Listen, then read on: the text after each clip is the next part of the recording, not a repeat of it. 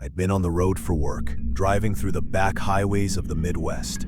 The kind of roads that seem to stretch endlessly through farmland and forest, where every mile looks the same. My phone had no service. My GPS froze, and the gas gauge dipped lower than I liked. Just as I started worrying I'd be stranded, I saw a weathered sign on the side of the road. Welcome to Cold Hollow, population 1,462. The town wasn't on my map. I'd never heard of it. But I figured anywhere with a gas station would do. The main street looked frozen in time. Old brick buildings, faded storefronts, a diner with a peeling sign. But what struck me wasn't how old it looked. It was how empty it was. Cars sat parked along the curb, but there were no people. The diner lights were on, but the windows inside were vacant. The whole place felt abandoned, yet alive at the same time. I finally spotted a gas station at the far end of town. The pump was ancient, the kind you never see anymore, but it worked. As the tank filled, I glanced through the station window. Someone was inside. At least I thought so. A figure, just standing behind the counter, motionless. When I went inside to pay, the figure was gone.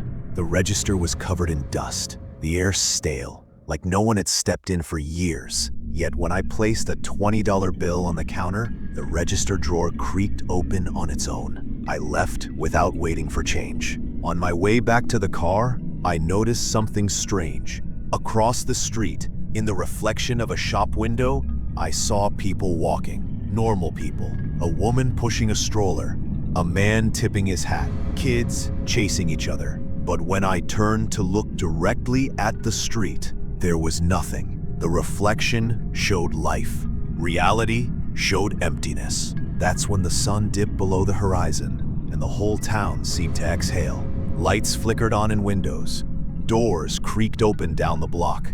And suddenly, I wasn't so sure I was alone anymore. I should have driven away right then, but something kept me there.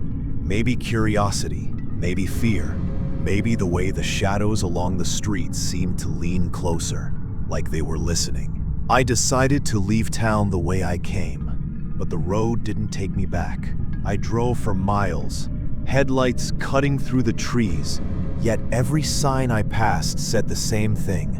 Welcome to Cold Hollow, population 1,462. No matter which way I turned, I came back to the same main street, same empty diner, same silent gas station. By midnight, I was panicking. I parked in front of the diner and stepped inside, hoping maybe someone could explain what was happening. The smell hit me first. Stale coffee, old grease, and something rotten underneath. The booths were empty, but steaming cups of coffee sat on the tables, untouched. Plates of half-eaten food looked fresh, like the customers had just stepped away. I called out, "Hello?" For a long time, nothing. Then from the kitchen came the sound of someone whispering. It was too soft to make out, but the tone was urgent, like someone pleading. When I pushed through the kitchen door, the room was empty, but the whisper didn't stop. It was coming from the walk-in freezer. I shouldn't have opened it.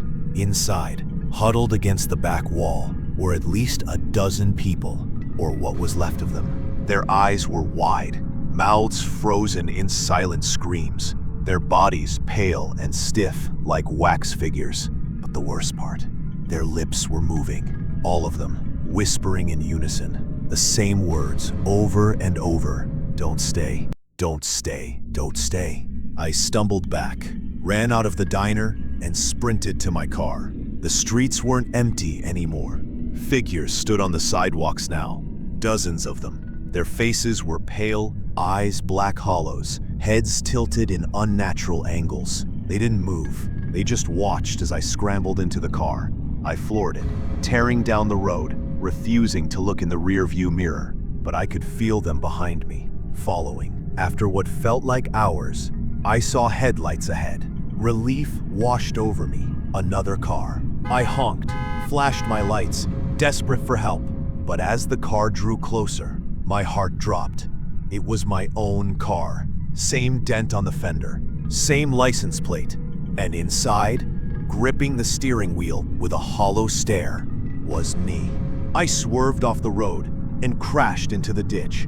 When I crawled out, bloodied but alive, the town was gone. Just empty forest all around. A passing trucker found me the next morning and drove me to the nearest city. When I asked about Cold Hollow, he frowned. There hasn't been a town out that way for 50 years, he said. Burned down in 72. Everyone died.